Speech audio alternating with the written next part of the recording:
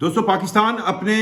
जो ballistic missile है उनको अपग्रेड कर रहा है और हाइपरसोनिक मिसाइल बना रहा है, और बहुत कम पैसों में ऐसा कर रहा है। हाइपरसोनिक मिसाइल पाकिस्तान के लिए क्यों जरूरी है, और पाकिस्तान के कौन कौन से जो आप पुरानी सीरीज के मिसाइल हैं उनको हाइपरसोनिक किया जा सकता है, और इनमें से कौन से मिसाइल होंगे जो हाइपरसोनिक इंटरकॉन्टिनेंटल मिसाइल बन जाए, ये बहुत इंपॉर्टेंट है। और ये कहानी सामने आ रही है चाइना के लेटेस्ट TF-27 के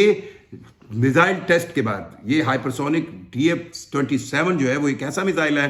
जो 5 से 7 हज़ार किलोमीटर तक मार कर सकता है, और इसके फीचर्स देखकर अब दुनिया हैरान है। मैं हूं जुल्फिकार शेख, सहाफी पेंसिल पर आपको खुशामदीद कहता हूं।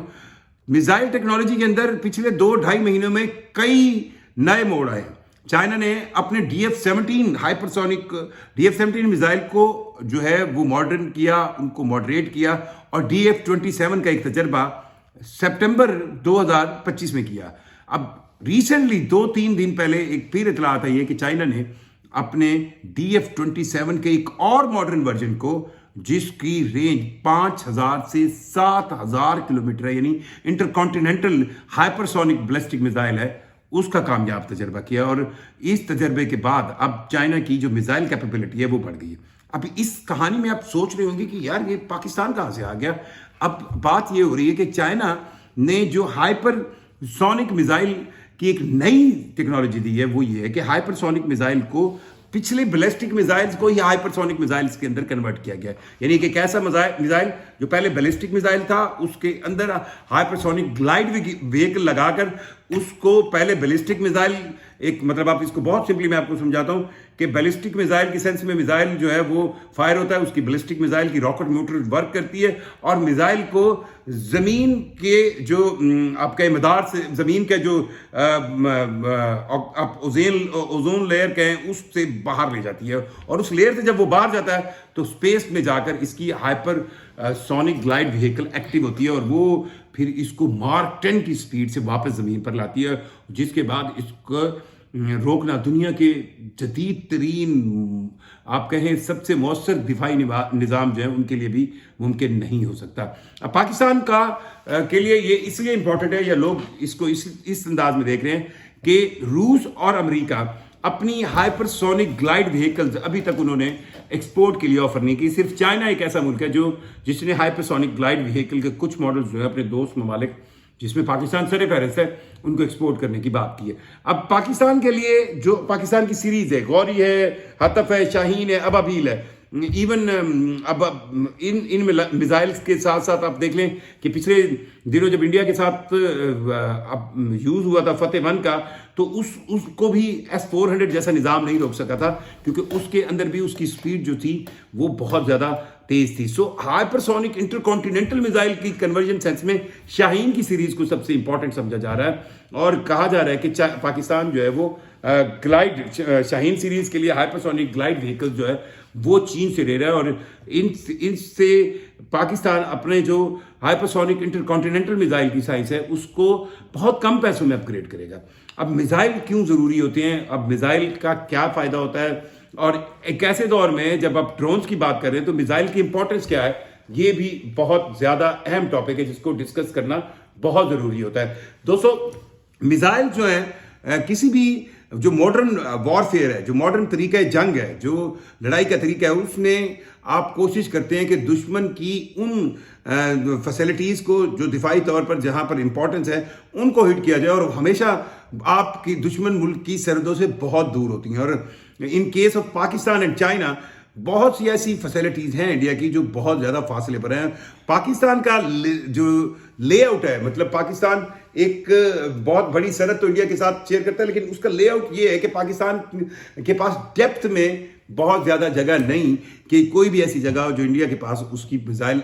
एबिलिटी या उसको हिट करने की कैपेसिटी मौजूद ना हो। अब इसके दिफा में पाकिस्तान के पास मिसाइल टेक्नोलॉजी मौजूद है। सो मिसाइल टेक्नोलॉजी का इस्तेमाल कब होता है? जब air to air stand off होता है। जो मई की मौजूदा पाकिस्तान और इंडिया की झड़प थी, उसमें कई चीज़ें समझने के लिए बहुत आसान है। देखें, इस जंग में बहुत से एतराज़ात इंडियन एक्सपर्ट देते हैं, इंडियन एक्सपर्ट लगाते हैं कि चाइना ने ऐसा काम किया कि उन्होंने पाकिस्तान को इंटेलिजेंस थी, स्पॉट इंटेलिजेंस थी। लेकिन ये भी एक हकीकत है कि अगर ये इंटेलिजेंस पाकिस्तान को मिली है तो पाकिस्तान ने उस इंटेलिजेंस की बेस पर इस्तेमाल कैसा किया है। अब ये भी कहा जाता है इंडियन एक्सपर्ट की तरफ से कि ये गलती थी इंडियन क़यादत की तरफ से, लीडरशिप की तरफ से, कि उन्होंने किसी भी जंग के पहले ही दिन इस्तेमाल में बकौल उनके पाकिस्तान के अंदर जो उन्होंने टारगेट्स को हिट किया, वो जो उनके बकौल टेररिस्ट टारगेट थे, लेकिन यहाँ पर सिविलियन आबादी या मसाजिद थी,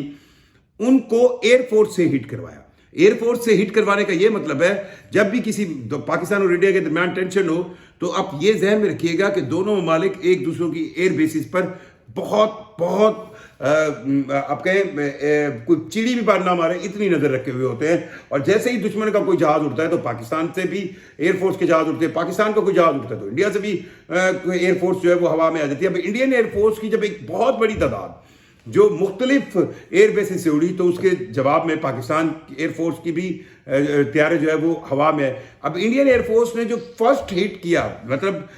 फर्स्ट शूट किया, उस फर्स्ट शूट में उन्होंने सिविलियन आबादी को टारगेट किया और जिसके जवाब में पाकिस्तान ने उनको सेकेंड हिट किया। अभी इस चीज पर इंडियन जो दिफाई माहिरीन है वो इतराज ये करते हैं कि किसी भी एयरफोर्स को, किसी भी मुल्क की एयरफोर्स को बहुत आखिरी ऑप्शन होना चाहिए या एक ऐसा ऑप्शन होना चाहिए जिसको सामने वाला मुल्क जो है वो डिटरेंस सेंस में देख रहा हो, इस सेंस में देख रहा हो कि इनकी एयरफोर्स जब मैदान में आएगी तब क्या होगा। और ऐसे टारगेट्स को आप मिसाइल के साथ हिट करना चाहिए था और ये शायद ख्याल किया जा रहा है कि इंडियन की मिसाइल टेक्नोलॉजी इतनी एक्यूरेट या इतनी मुस्तनद नहीं थी। अब जो 6 और 7 मई को हुआ उसके बाद 2 से 3 दिन हमने देखा कि पाकिस्तान और इंडिया के दरमियान ड्रोन कुछ ड्रोन इधर मारे गए, कुछ ड्रोन उधर मारे गए और उन ड्रोन से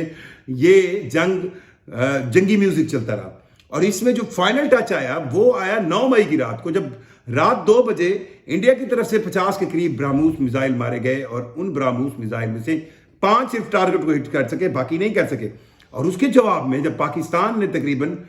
400 के करीब फतेह 1 और फतेह 2 मिसाइल फायर किए जिन्होंने 109 मिलिट्री टारगेट्स को इंडिया में हिट किया, तो ये अब है मिसाइल टेक्नोलॉजी। जो आपको बताना चाह रहा था मैं कि मिसाइल टेक्नोलॉजी में जब आपकी जंग होती है वो एक आप कह लें एक पहली फर्स्ट लेयर ऑफ डिस्ट्रॉय होती है और इसके अंदर आपके पास 2 चीजें होती हैं। एक तो ये कि आप इसमें कोई आदमी इस्तेमाल नहीं हो रहा होता, किसी जहाज की तरह नहीं, और ना इसको रिफ्यूल होना होता है। और एक मिसाइल को जब आप फायर करते हैं तो उस मिसाइल की खासियत क्या है, किस स्पीड से है, उसकी रेंज कितनी है, उसकी एक्यूरेसी कितनी है, ये डिपेंड करता है कि वो उसको कहीं एक्यूरेट अंदाज में हिट करवाए। सो पाकिस्तान अपने पुराने जो हाइपरसोनिक मिसाइल है, जो अपने पुराने ब्लास्टिक मिसाइल है, उसको हाइपरसोनिक ग्लाइड व्हीकल्स के साथ अपग्रेड करने लगा, जो कि इंडिया के लिए कोई अच्छी खबर नहीं है। और पाकिस्तान के पास अगर ये अपग्रेडेशन जल्दी आ जाती है और पाकिस्तान की मिसाइल रेंज जो है 5 से 5000 किलोमीटर से 5500 किलोमीटर तक जाती है, तो इंडिया का कोई इलाका ऐसा नहीं होगा जिसको पाकिस्तान आसानी से हिट ना कर सके। आपकी राय के मुंतज़िर रहेंगे। बिजुल शेख को इजाज़त दीजिए। अल्लाह हाफिज़।